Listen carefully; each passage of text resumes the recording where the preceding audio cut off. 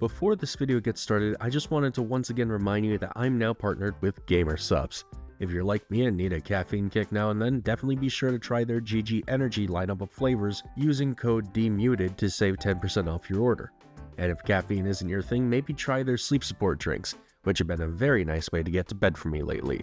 Editing Muted here, I just wanted to quickly jump in here and say that Gamer Subs is also releasing new sugar-free and zero-calorie premium can energy starting Friday, November 7th, 2025 at 3 p.m, which means by the time you see this, it's definitely already happened, so definitely be sure to check that out. Alright, let's get back to the video. At the end of my video ranking every Jason Voorhees design in film, I promised I would do the same thing again with Leatherface if you guys liked it, and, well, you sure seem to. So that's what I'm doing today. However, I've definitely learned a few things from that video.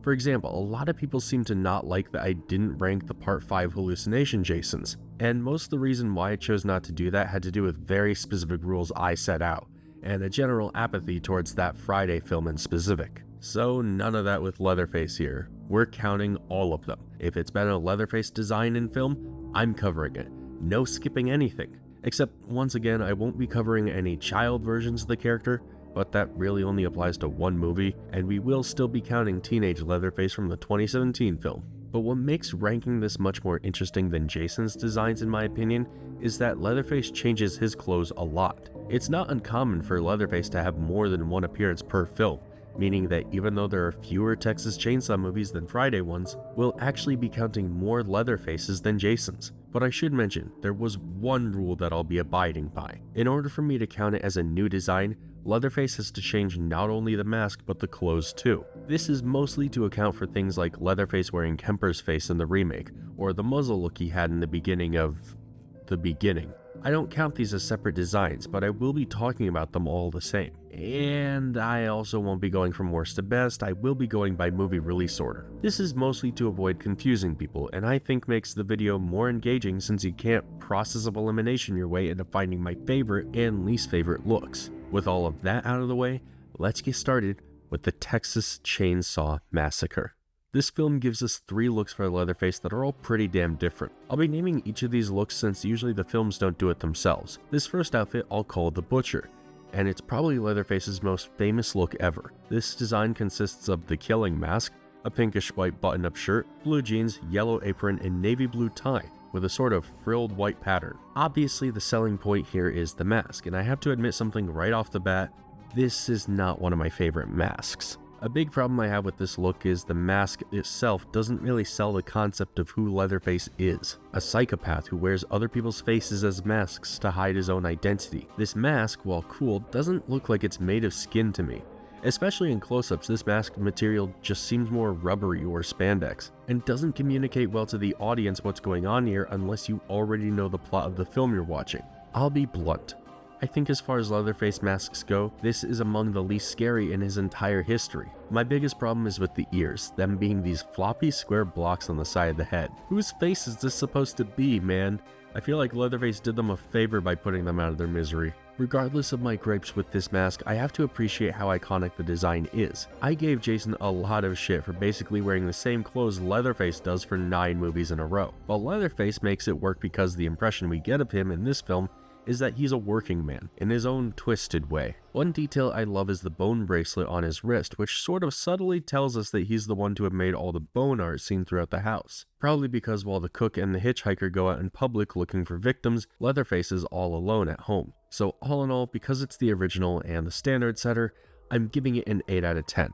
Despite my issues with the mask, I can't say I don't love this design. What I can diss, however, is this next design from the original, the Old Woman. The Old Woman is what I imagine Leatherface would get as an alt color in Super Smash Bros. This design is virtually the same layout as the previous one, just with a slightly more effeminate color palette, consisting of a much brighter pink and a patterned apron. Most differently though is the mask, which I have to admit is an improvement over the killing mask in terms of actually looking like a face. You may not even remember this design as it was only visible in one scene of the original film. This is Leatherface's outfit for when he's being a housekeeper, cleaning up and getting things prepped for dinner at the climax of the film. As it stands, I honestly don't care too much for this look because of its extremely limited screen time. If anything, I'm a little impressed that this is a whole new outfit for Leatherface rather than just a mask swap. I struggled to decide where to rank this because, being fair, it's basically the same as the Butcher, but with a better mask. However, at least Leatherface actually does stuff in that outfit.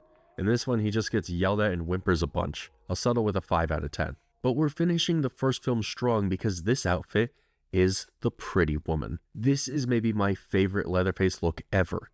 He's ditched the work clothes for a formal suit and tie and topped it with a pale mask smeared in makeup.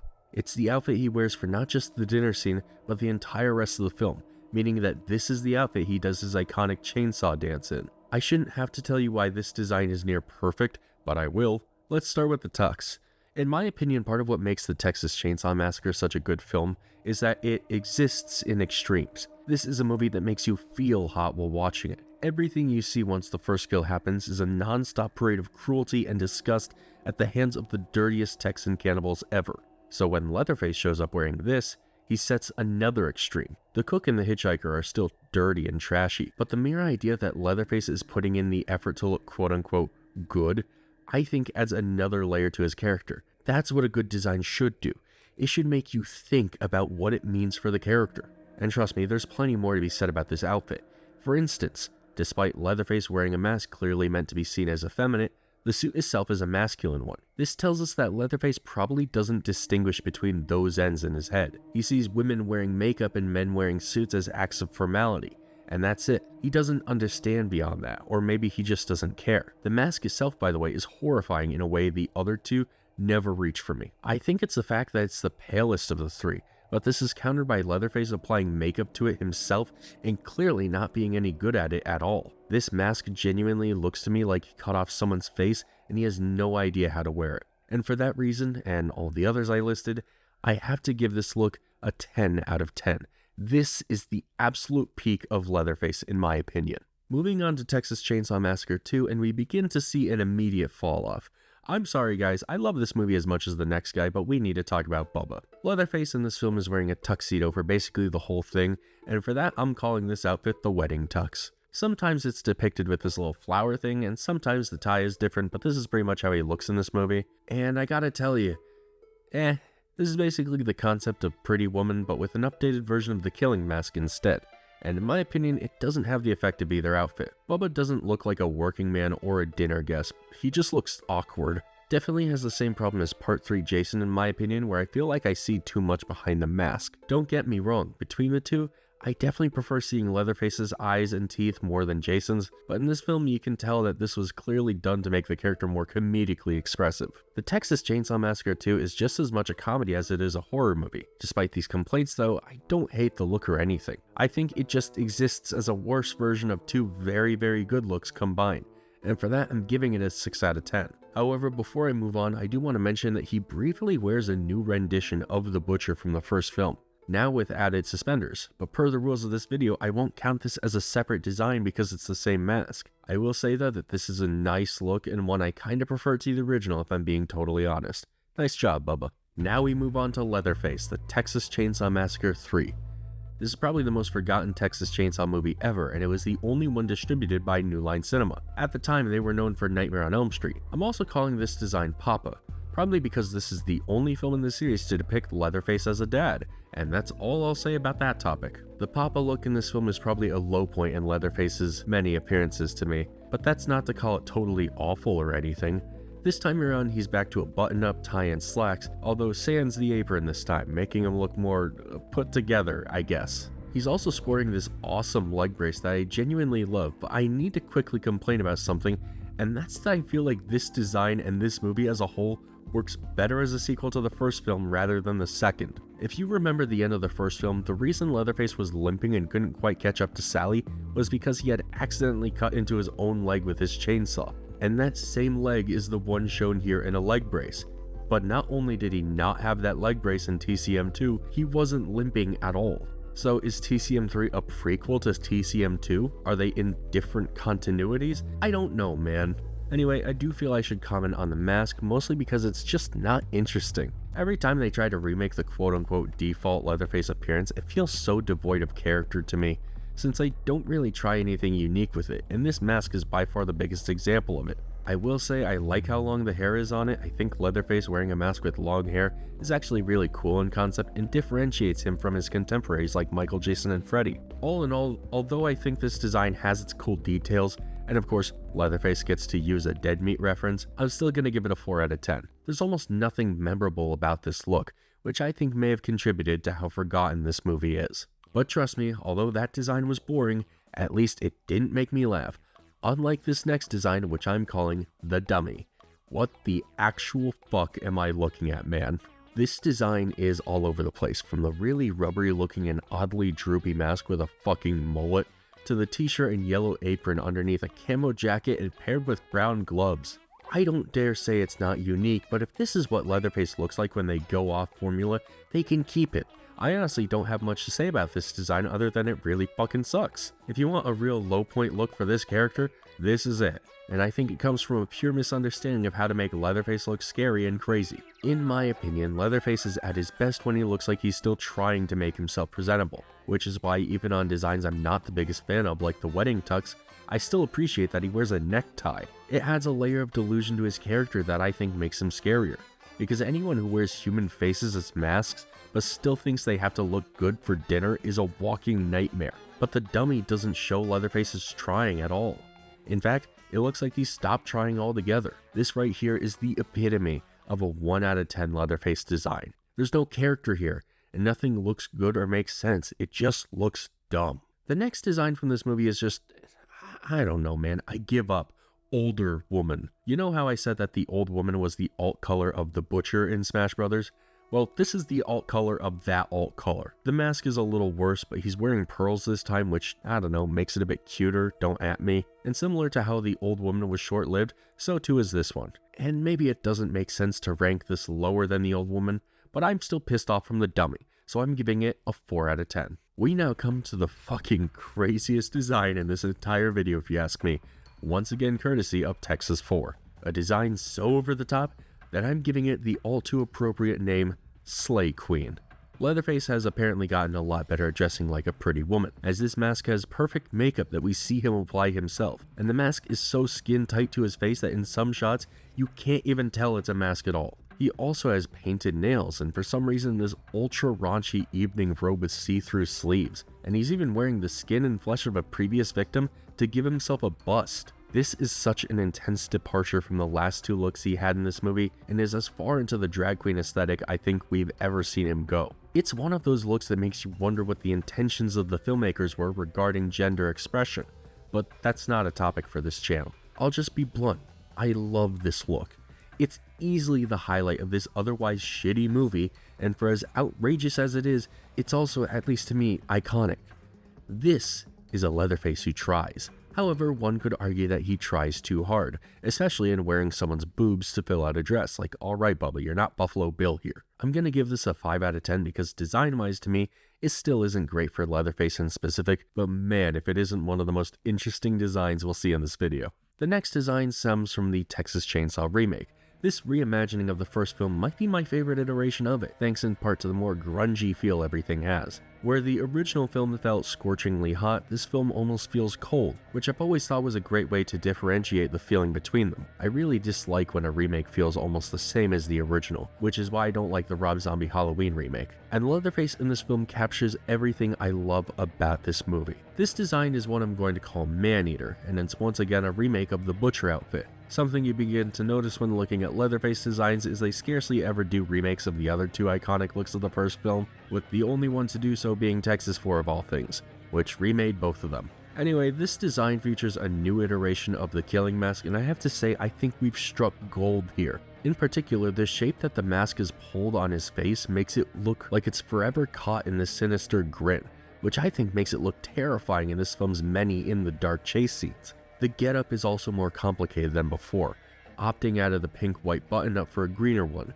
and the apron being this tan color instead of yellow. In fact, the apron material looks very canvas. Something I like a lot about this design, from the looser, more cloth material apron to the weird black bandages around his forearms, is that it feels like Leatherface isn't just wearing a stitched up mask, but his entire outfit is handmade. And no, not the way the dummy was handmade from a Salvation Army. I think what complements this is the fact that Leatherface is pretty much the only member of the family in this movie with this specific sewn together aesthetic. As everyone else is dressed at least semi-normally, it makes him stand out.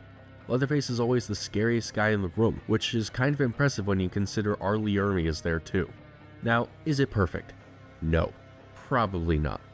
There is this sense of over-edginess to it, and while I view it as a strength, I'm sure many others view it as too much. There's also the Kemper mask, which although it definitely looks really fucking goofy, lends to one of the most scary moments in the Texas Chainsaw movie ever. This may surprise you, but this is the first time in a Texas Chainsaw film where we've actually seen Leatherface kill someone, make a mask out of them, and wear it.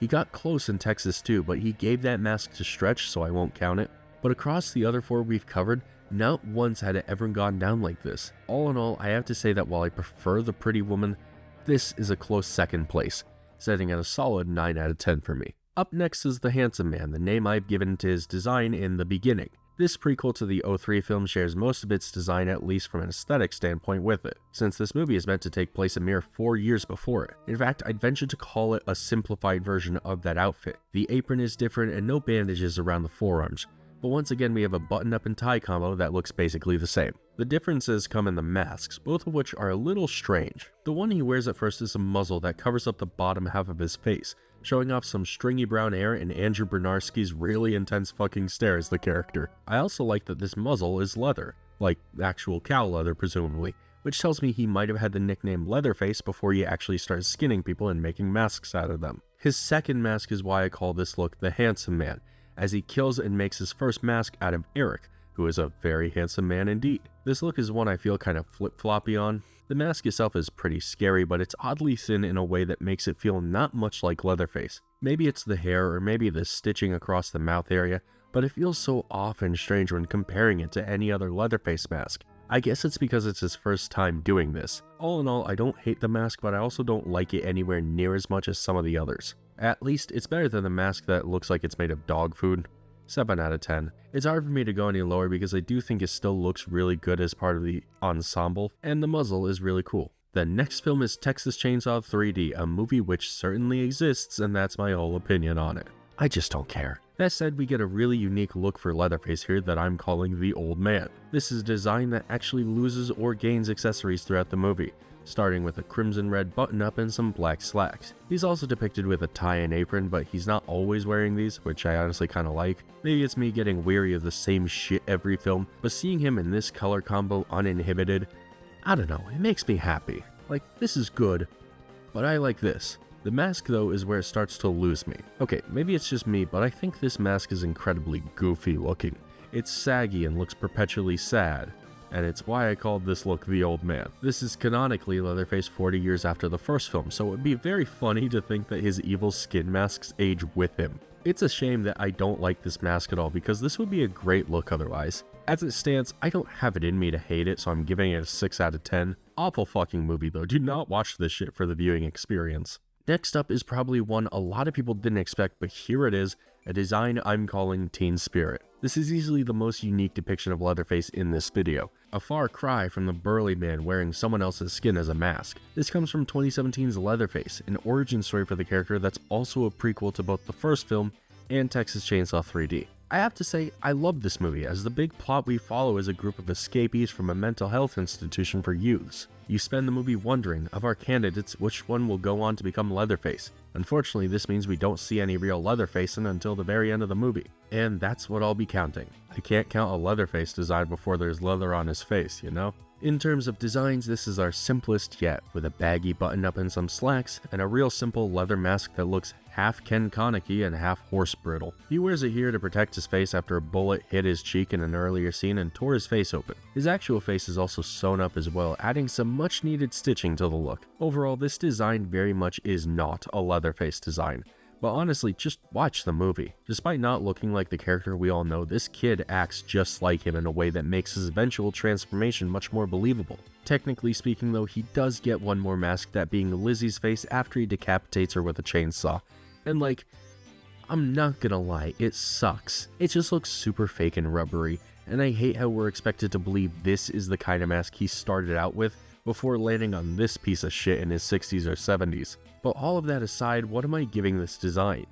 Well, I mean a 3 out of 10, which in my opinion only goes to show that ranking designs in this way isn't always the best way to appreciate them. As a general Leatherface design, of course, it blows. But in the context that this is just step 1 of his full life as the character, I think it really does work. But now it's time for the final Leatherface design so far. However, I'm willing to bet it's probably going to be the last one, period. I'm sorry folks, I'm just not sure I see another Texas Chainsaw movie being made. For what it's worth though, I hope I'm wrong because this is a terrible note to go out on. The movie itself I actually think is kind of alright, and I think in the future I'd actually like to make a video defending it to some extent, as I think it's woefully misunderstood. However, one thing I will not defend is how Leatherface looks in this film. I'm calling this design the sickly. It's easily the most uninspired look Leatherface has had in a while, going back to the tan button-up with a brown apron and a tie. But of course, the real problem is the mask. This is another case where we actually see him making it. However, unlike in the remake, The Beginning, and Leatherface, it's not from someone he personally killed, but instead his caretaker, Ginny. In the context of the film, we find out that after police began investigating the Slaughter family at the end of the first film, Leatherface returned to the orphanage he grew up in and began living with Ginny. Ginny suppressed his violent urges and even hid his chainsaw away in her room, so at first Leatherface isn't wearing any faces at all. This is probably the clearest look ever at him unmasked aside from a brief scene in the remake, and I just found that fascinating. Once he gets his mask though, well, I'll be blunt, it sucks. We're dealing with yet another button-up tie and apron, so let's just talk about the mask already. The mask is made from Ginny's face and is just awful. It has a droop to it that makes it look like a goddamn French bulldog, and it just never looks good. It's significantly better than the Midnight Mullet, but it's definitely closer to the bottom of the list than the top in my opinion. I don't want to talk about this for too much longer, so I'll just be blunt. This shit is a 4 out of 10 at best. But before we simply end this video off, I want to explain what I think goes into a good Leatherface design, in case you decide you want to make your own. I actually did draw up 2 designs I like that I'll share here. I think personally the 2 things I look for in a Leatherface design is originality and personality. Leatherface as a character could have as versatile a design as Jason Voorhees, but too often through this video we saw him falling back on the same outfit that's worked since the 70s. And I get it, if it ain't broke, don't fix it.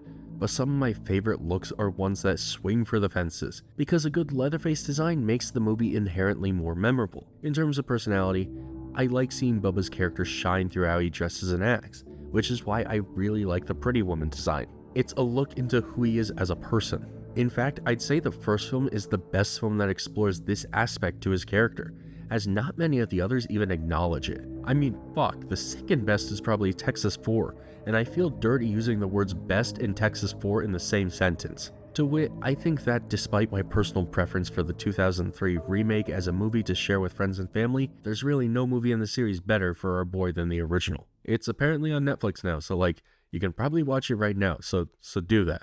What are you waiting for? Permission? In any case, I hope you enjoyed this video. If you did, be sure to subscribe, and I'll see you in the next one. Peace.